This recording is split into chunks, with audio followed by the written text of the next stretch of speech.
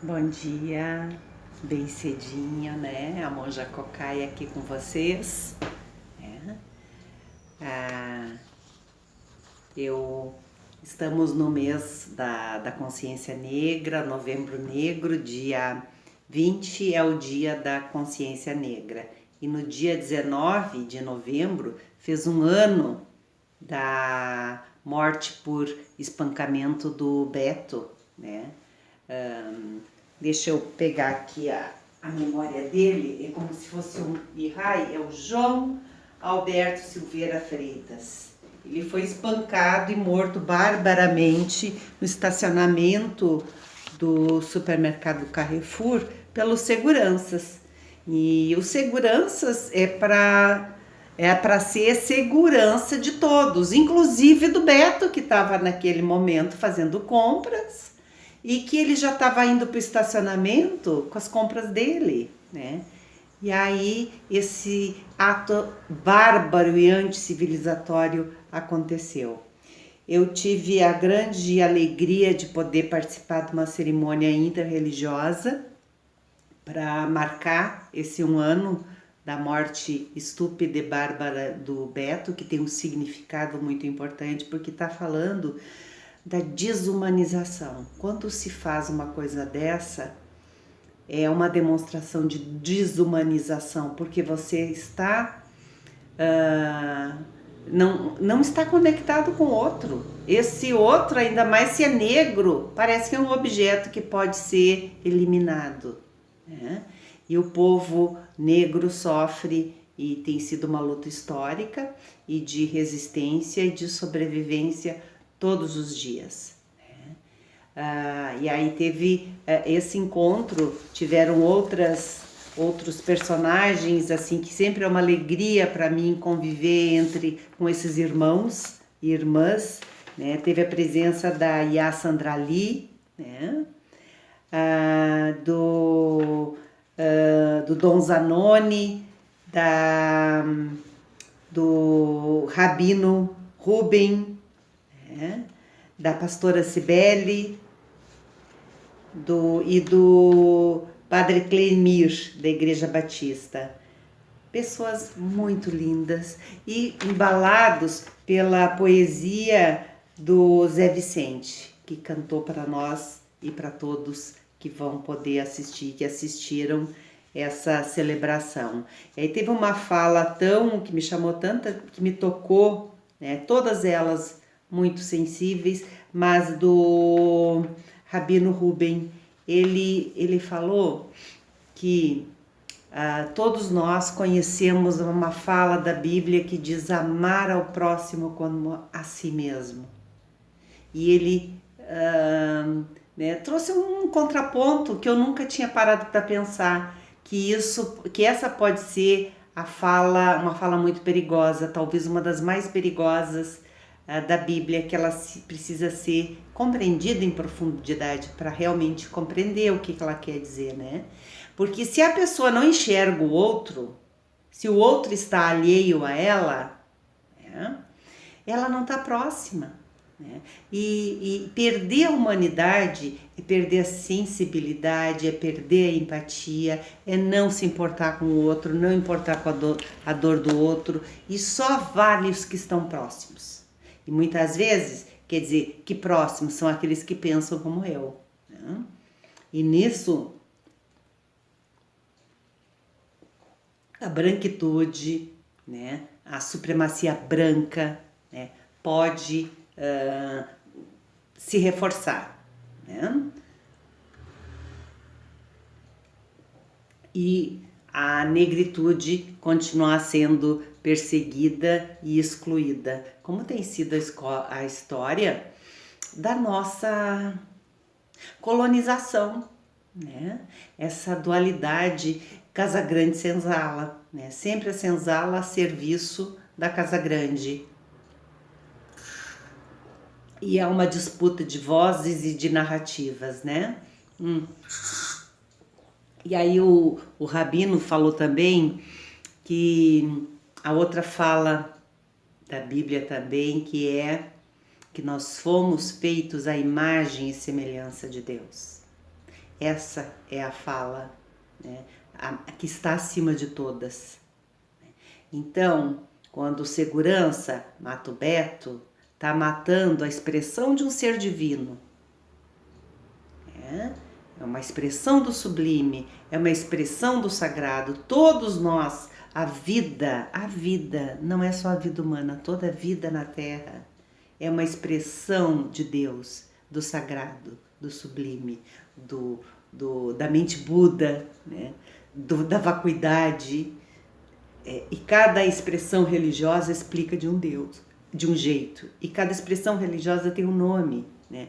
Fiquei sabendo também, através da Yasandra Lee, que são 72 expressões de Deus, de palavras diferentes para falar de Deus. Que lindo, né? Que bonito. E aí, em última instância, não importa de que religião eu pertenço, né? Que religião eu defendo. A gente não tem que defender nada. Que todas as religiões são expressões desse sagrado, tentam explicar o sagrado de um jeito, explicar essa vacuidade, explicar prana, explicar o sagrado, divino, o mistério. E que o mais bacana é a gente poder estar com a mente e coração aberto para circular e dialogar, né? Estar aberto, necessariamente tu não precisa circular por todas e nem dialogar com todas. Tu pode, inclusive, não ter religião nenhuma. Não se trata disso, mas é de ter mente e coração aberta para poder transitar e fluir com tudo e com todos, inclusive com todas as denominações religiosas. Eu ganho tanto quando eu me encontro com outras expressões religiosas, porque isso é fazer contato com outras culturas, com outros ensinamentos, com outros signos para explicar, às vezes, a mesma coisa. Então foi um encontro muito rico, né? Apesar de ser a celebração de um ato doloroso, de um ato muito triste, né? Da expressão até de uma barbaridade, é mais do que selvageria, isso foi uma barbaridade que foi feito, né? E também, né, enfim, esse momento fala de toda a opressão e de todo o sofrimento que o povo negro tem sofrido até agora, inclusive na pandemia, que o maior número de pessoas que morreram foram negros.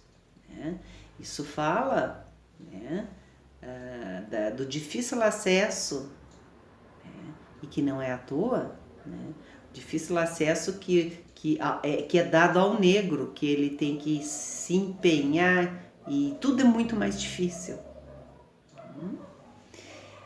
Então a gente tem que abrir nossas mentes e corações para transcender, inclusive, o preconceito racial, que ainda é muito presente na nossa sociedade. E a gente precisa estar atento que isso não é falta de educação, que é educação para manter essa dualidade Casagrande e senzala e manter a supremacia branca e embranquecer a sociedade, e para isso tem que se eliminar os inimigos. Essa é uma lógica que nos coloca a todos em extremo perigo. Porque o que está acontecendo hoje, né? Cada vez mais pobres, os brancos também estão ficando cada vez mais pobres. E mesmo assim não garante uma boa relação, né, entre negros e brancos. Então temos muito que avançar e que pensar sobre essas questões que dizem respeito a todos nós. Isso aí nos faz pensar, enquanto lideranças religiosas, que também foi um ensinamento que eu pude ter, né, nessa celebração e nessa convivência, que a nossa tarefa, né, enquanto lideranças espirituais, né, ou que estamos à frente, né, estamos levando uma lanterninha ou somos o recipiente para que faz votos de se colocar a serviço de guardar determinados ensinamentos e poder compartilhar esses ensinamentos para que esses ensinamentos não se percam, né? Então somos a memória, né, que vai seguir, né, mantendo esses ensinamentos vivos. E também uma coisa que é de extrema importância é, através dos ensinamentos, da presença e do diálogo que acontece nessa troca, é de lembrar o tempo todo da nossa humanidade, né? Manter viva a humanidade de todos. Se a humanidade daquele segurança do Carrefour estivesse íntegra, que ele estivesse integrado com ela, ele não faria uma coisa dessa. E nem daqueles que estavam na volta assistindo e se omitindo sem fazer nada.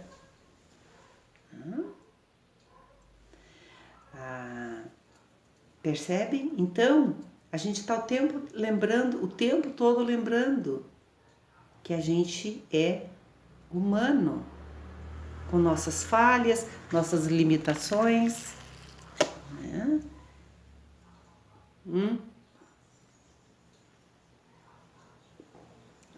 Eu quero manter, né, manter essa inspiração e como se fosse um norte, que é uma missão, né? A gente hoje em dia está tão moderno, aqueles planejamento estratégico, né? Meta, objetivo, missão. Missão é manter viva a humanidade. E isso o Shakyamuni Buda, o Buda, fez muito bem. Então agora eu vou fazer uma sequenciazinha de vídeos de 15 minutos cada um, né? Onde a gente vai falar todas as terças-feiras de manhã um pouquinho, quem foi Shakyamuni Buda, o que quer dizer Buda, né? Falar um pouquinho da história do Buda, como ele chegou a ser Buda e durante os 40 anos que ele ensinou. O que ele ensinou? Manter a humanidade que somos humanos, nos lembrar o tempo todo que somos humanos. E tem uns ensinamentos que falam dos 6 reinos da existência, e que tem os reinos superiores e tem os reinos inferiores. Os reinos superiores são o reino dos deuses, semideuses e humanos. Os inferiores são infernos, fantasmas famintos e o reino dos animais, né? E aí eu vou falar também em algum momento um pouquinho sobre cada um desses reinos que a gente transita, né? A gente está neles, circulando entre eles o tempo inteiro, migrando de um para outro, mas que o único reino que a gente pode viver integralmente a nossa humanidade e a nossa sacralidade é através do reino dos humanos. Temos que habitar esse reino para realmente nos humanizar, né? Não é nem no reino dos deuses, nem dos semideuses e muito menos nos reinos inferiores, mas é com a nossa humanidade, com a nossa capacidade de sentir alegria, contentamento, apreciação, com os nossos sucessos, os nossos fracassos, as nossas frustrações, as nossas tristezas, as nossas iras, as nossas raivas, né? E muitos desses estados emocionais que eu falei agora fazem parte de outros reinos, mas nos humanos também a gente vive a nossa humanidade, que implica em muitos sentimentos, e às vezes a gente está assim o tempo inteiro, e também é nesse reino que a gente vai desenvolvendo a nossa capacidade de ver a vida do jeito que ela é, né? Que é sempre muito preciosa, né? E que tem momentos que são de puro contentamento, tem momentos que são de desafios, de adversidades, de frustrações, de buscas, de realizações, de mudanças de planos, de novos planos, de amores e de rompimentos, mas a gente segue porque a vida acima de tudo isso, ela é divina, ela é sagrada, né? E ela se mostra plena em tudo que a gente toca, em tudo que a gente interage, né? No nosso próximo, no nosso semelhante, nos animaizinhos, nas plantas, nas flores, e assim seguimos. Até o próximo encontro.